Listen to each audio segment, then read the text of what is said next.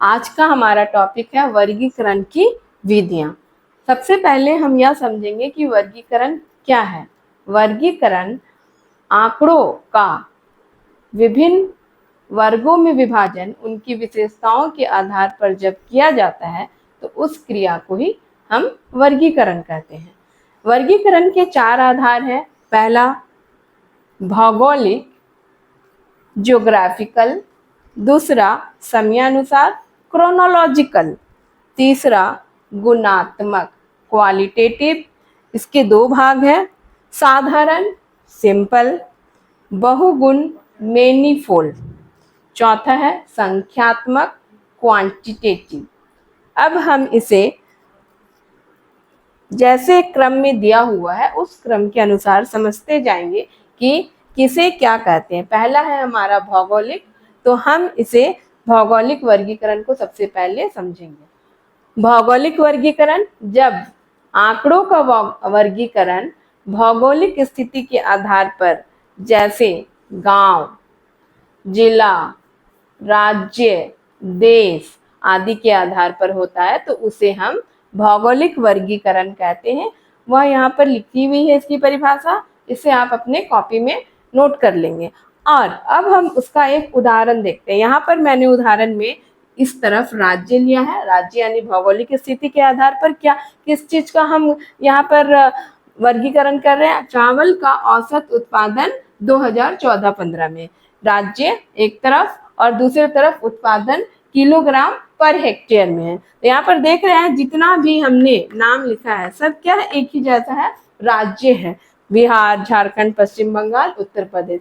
तो जब आंकड़ों का वर्गीकरण इस आधार पर होता है तो उसे हम भौगोलिक वर्गीकरण कहते हैं। यह भौगोलिक वर्गीकरण का उदाहरण है। परिभाषा लिखने के पश्चात आप इस टेबल को बना लेंगे। अब हम समयानुसार वर्गीकरण के बारे में पढ़ेंगे। समयानुसार वर्गीकरण वह वर्गीकरण जिसमें आंकड़ों का वर्गीकरण अवधि या काल के आधार पर होता है तो उसे समयानुसार वर्गीकरण कहते हैं, जैसे दिन, माह, वर्ष इत्यादि।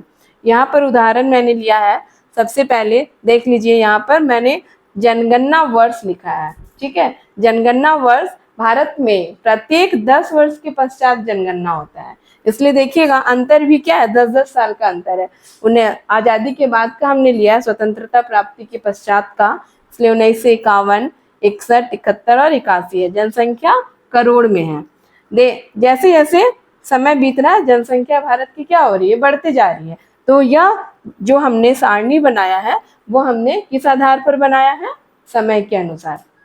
गुणात्मक वर्गीकरण यानी इसमें आंकड़ों का वर्गीकरण गुण के आधार पर होगा, व्यवसाय, धर्म आदि।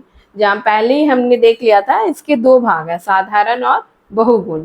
साधारण यानी जब आंकड़ों का वर्गीकरण एक गुण की उपस्थिति या अनुपस्थिति के आधार पर होता है तो उसे साधारण वर्गीकरण कहते हैं। यहाँ पर देख लीजिए हमने उदाहरण लिया हुआ है, यह उदाहरण है, इसमें जनसंख्या है। इसमें क्या है कि हमने उनके पुरुष या महिला होने के आधार पर उसको बांटा है, यानी एक गुण के आधार पर कुछ पुरुष हैं और कुछ जनसंख्या में महिलाएं हैं।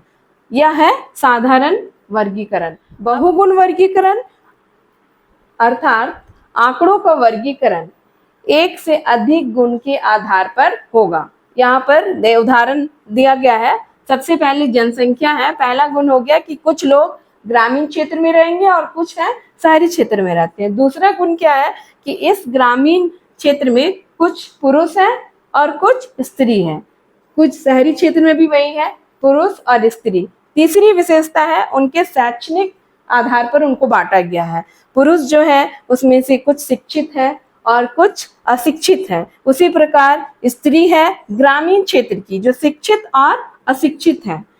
वैसे ही शहरी क्षेत्र में भी है, पुरुष और जो स्त्री थे उसमें वो उनको भी हम लोगों ने यहाँ पर लिखा है कि कुछ पुरुष जो है वो शिक्षित है, कुछ अशिक्षित, महिला भी शिक्षित और अशिक्षित है। तो यह उदाहरण किसका हो गया, बहुगुण का, यानी एक से अधिक गुणों के आधार पर आंकड़ों का वर्गीकरण हुआ है। जब आंकड़ों का वर्गीकरण संख्यात्मक तथ्यों या चर के आधार पर होता है तो उसे संख्यात्मक वर्गीकरण कहते हैं।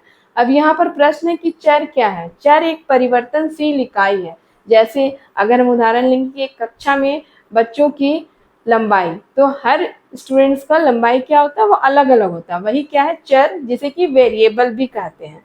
संख्यात्मक वर्गीकरण भी दो भाग में बटा हुआ है, देख लीजिए, खंडित वर्गीकरण और अखंडित वर्गीकरण।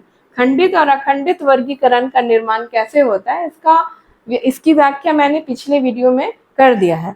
यहाँ पर हम कोई भी उदाहरण लेते हैं, आकार यहाँ पर लिखा हुआ है 17, 18, 19 और 20 हम लेते हैं, ठीक है। आवृत्ति यानी कि 17 नंबर जो है वो कितने बार रिपीट हुआ है, वह आवृत्ति है, 2, 5, 7, 1। यह क्या बन गया, खंडित वर्गीकरण यह हो गया। अब हम देखेंगे अखंडित वर्गीकरण, क्लास इंटरवल यानी 0 से 10, 10 से 20, 20 से 30, 30 से 40।